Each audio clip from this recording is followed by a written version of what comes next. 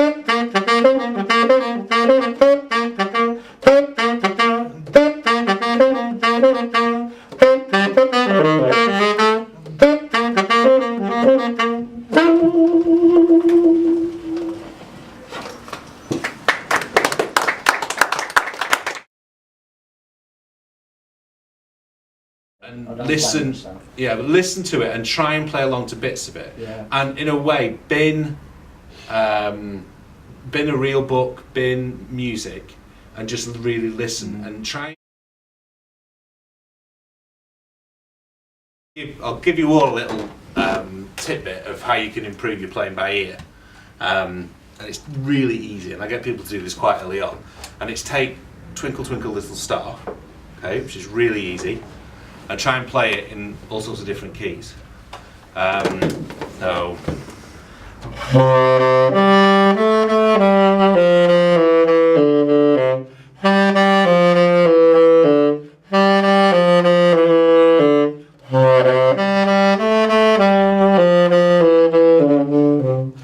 And then if you try and take that into B or F sharp really quickly and have it so as easy as you can go twinkle twinkle, and as easy as you can sing it, you can play it. That's what you're aiming for when you do things by ear.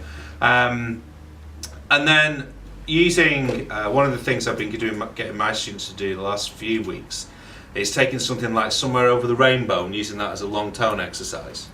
So you're not just blindly going,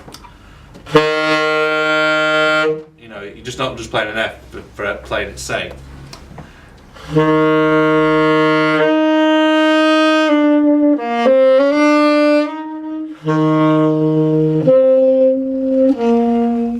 And that first octave there, it's very easy to hit with the key. But can you do it without the octave key? I'm setting myself up for a fall here. Just moving your throat, and then if you match the throat with the thumb, you get a much clearer note.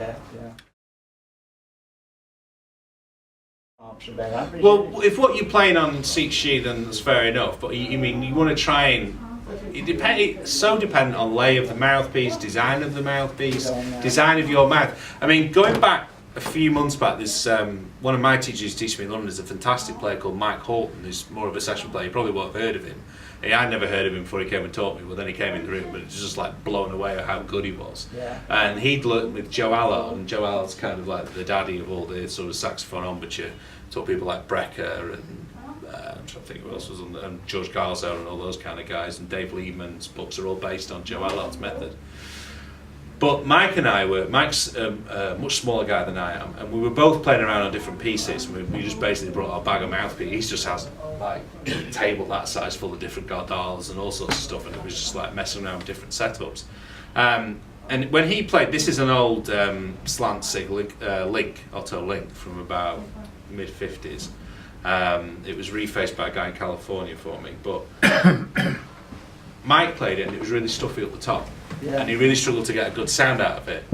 Whereas for me, it just sings out the top. Whereas another piece that he plays, and he really, really liked it, it just didn't suit me.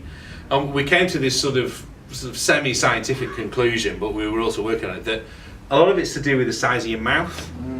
In terms of tone and what reeds work, what strengths work.